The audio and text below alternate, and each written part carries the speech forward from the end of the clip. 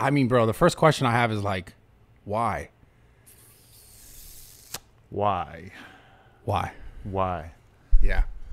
I guess like number one on the list would probably just be like money.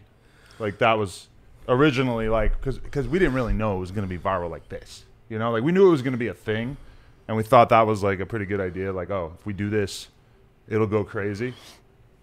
But we didn't know it was going to be as big as it got, like at all, like even close. Like she had a dollar amount that she thought this was worth, right? And I said, you know, like let's do it. Let's switch things up. Let's try something out. What was that dollar amount? I can't say. She forbid me from sharing any dollar amounts. But it ended up being like, I don't know, like 50 times what we thought it was worth. So that's kind of cool to find out that your wife's vagina is actually worth way more than you thought that the value was going to be listed Just at. You know? in the worst way possible, though, man. You don't think so?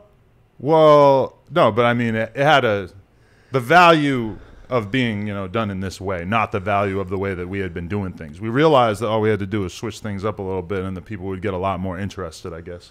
Yeah. I wonder what that number was. Can I ballpark it?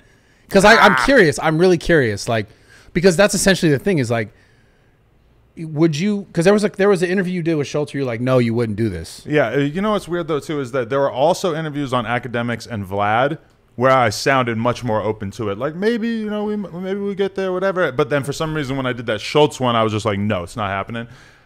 Because I revealed on my podcast that me and her, when we met, we were partying, we're drinking, we're getting loaded, you know. And we actually had a threesome with one of my homies around that time. It's like, I never admitted that on camera before. Because, you know, I like that. I like you ever bang a girl with your homies back in the day? I have, yeah. Good old times, man. I miss those days. That was good shit. But you know, then we fall in love and we start dating, and I'm kind of like, oh, like, don't talk about that. I don't want people to know that happened, you know? Yeah. And now I'm like, oh, all right, like maybe I should be more open minded to that kind of thing on camera since we have an incentive to do so. Yeah, but it's just money, right? Like, at what point where is the money just like not worth it? Like, did you just? Because I guess my question to you is like, from what I understood is like you had great sources of income, or you have great sources of income that are not just based on like sex, right? Like I know the Plug Talk does really well for you, but obviously the No Jumper stuff's been yeah, No Jumper's doing great. That's one narrative I want to put to bed. Yeah, I want to. That's not doing good. That's doing great. I want to ask you that because a lot of people are saying like, is that because that was, you know, like the allegation thing, and then like the people leaving, and then no. No Jumper's great. We're doing just as good as we were doing when we had those dudes on the channel, you know, like some dudes left. We had like maybe 3 months where it was a little bit lower. During that time, I went on vacation for a month.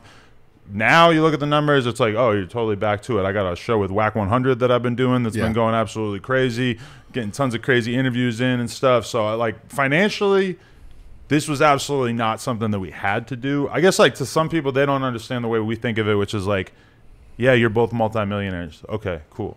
That doesn't stop my ambition of wanting to have many, many more millions. You know, it's like I got shit I want to do in my life in terms of like investments and where I want to be at. And she's the same way where like, you know, she's not just like, oh, cool, I'm making 6 figures a month so I could just chill. And I'm the same way. It's like, it's just, the fact that we're already doing well, to me, like, I don't relate to people who start making a good amount of money and then just chill.